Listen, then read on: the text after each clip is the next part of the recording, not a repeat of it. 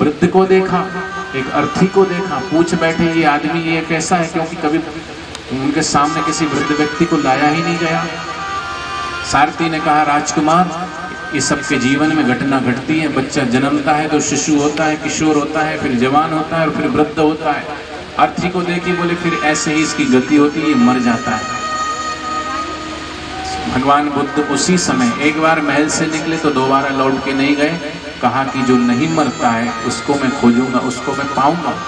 हम आए दिन रोज अपने आसपास घटनाओं में रोज मृत्यु को देखते हैं, रोज वृद्ध व्यक्ति को देखते हैं, रोज हॉस्पिटल में जाते हैं, मरीजों को देखते हैं कहराते हुए, रुदन करते हुए, कष्टों से तड़पते हुए, लेकिन फिर भी हमारा वैराग्य नहीं जगता, फिर भी हमें ईश्वर की याद नहीं आती।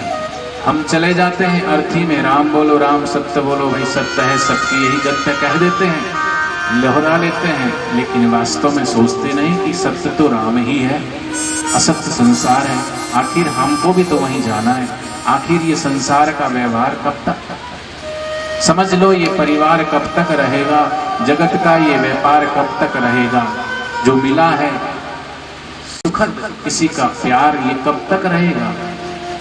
उसके मन में विवेक उठता है, विचार उठता है, वैराग्य उठता है, और वैराग्य उठते ही क्षणिक सुखों से जो देखने सुनने और इंद्रियों के सुखों में जो भागती थी इंद्रियां, वो शांत होती है, ठहरता है एक जगह, भाव का सुख भीतर जगता है, भगवान के ध्यान में डूबने लगता है। इसलिए हम भगवान से प्रार्थना करें, और यही प्रार्थना जब ये प्यास जगती है और प्रार्थना होती है तो भक्त फिर पुकारता है, अब तुझे ही पुकारता हूँ, तू ही चाहिए, तुझसे कुछ अब कुछ कम नहीं चाहिए। और जगत में जगती है उस परम सत्य की कि वो ही चाहिए, अब तुझे ही पुकारता हूँ, तू ही चाहिए, तुझसे कम कुछ भी नहीं चाहिए, बहुत कुछ मांग चुका हूँ तुमसे, अब तू ही मिले तो तृप्ति हो। और जगत का सब कुछ मिल जाए तो तृप्ति नहीं मिलेगी, ईश्वर मिलेगा तो ही तृप्त हो सकते हो, उसके अलावा। और तुम्हारा अब तक का अनुभव है, जिन्होंने शादी की, जिनके बाल बच्चे हैं, जो बुजुर्ग हैं, उनका अनुभव है। आखिर उन्होंने सोचा था कि वहां सुख होगा, लेकिन क्या सुख मिला? क्या बेटे में सुख मिला? क्या बेटी में सुख मिला? क्या बहू में सुख मिला? क्या दामाद में सुख मिला? नहीं, सुख यहाँ नहीं है। सुख खोज रहे थे, लेकिन सुख भीतर, उनके भीतर है, सुख अपने भीतर है। इसलिए प्रार्थना उठती है, वो प्रार्थना सच्चे हृदय की, वैराग्य की, फिर परमात्मा तक, गुरु तक पहुंचती है। तीसरी कृपा तब होती है जब सद्गुरु मिलते हैं। यदि आपके अंदर सत्य की प्यास जग भी जाए, परंतु आपके जीवन में सद्गुरु का आगमन नहीं हुआ, तो आपकी सत्य की यात्रा आगे नहीं बढ़ सकती। कारण सद्गुरु ही जानते हैं कि खोजी के लिए क्या करना। हमें पता ही नहीं हमें जाना कहाँ है। अनमोल तेरा जीवन किस ओर जा रहा है, किस ओर तेरी मंजिल, किस ओर तू जा रहा, हमें पता ही नहीं।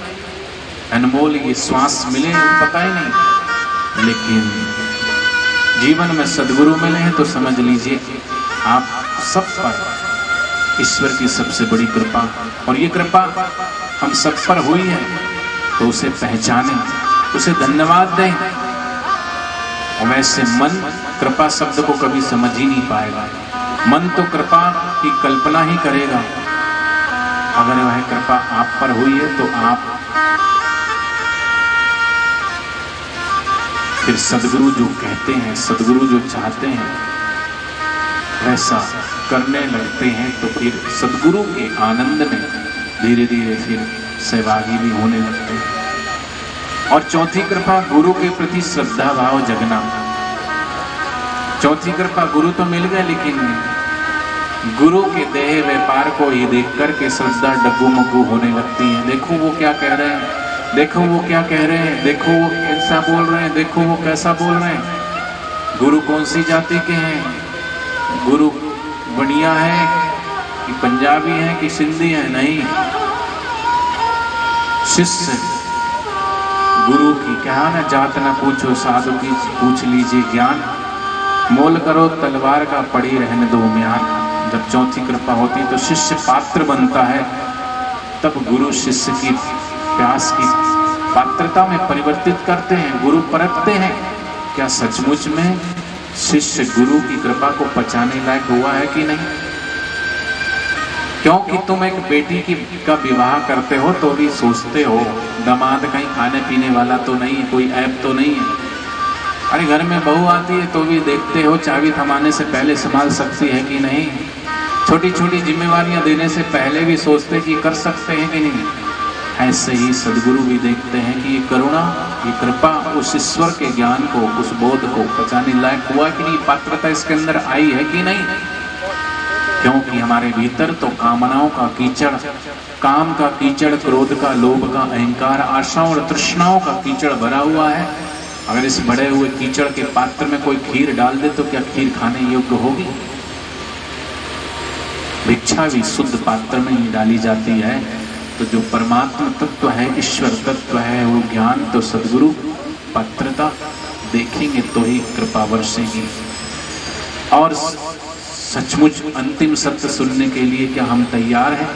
उसकी तैयारी हुई है कि नहीं? शिष्य में सत्य प्रकट होने की कितनी संभावना है। बीज में वृक्ष बनने की संभावना तो होती है, लेकिन आवश्यकता है श्रद्धा रूपी सही पालन पोषण की, सही खाद की, कृपा के पाने की, तभी भूमि में से बीज अंकुरित होता है। ऐसे ही शिष्य भी विवेक और वैराग्य के द्वारा इस हृदय को भीतर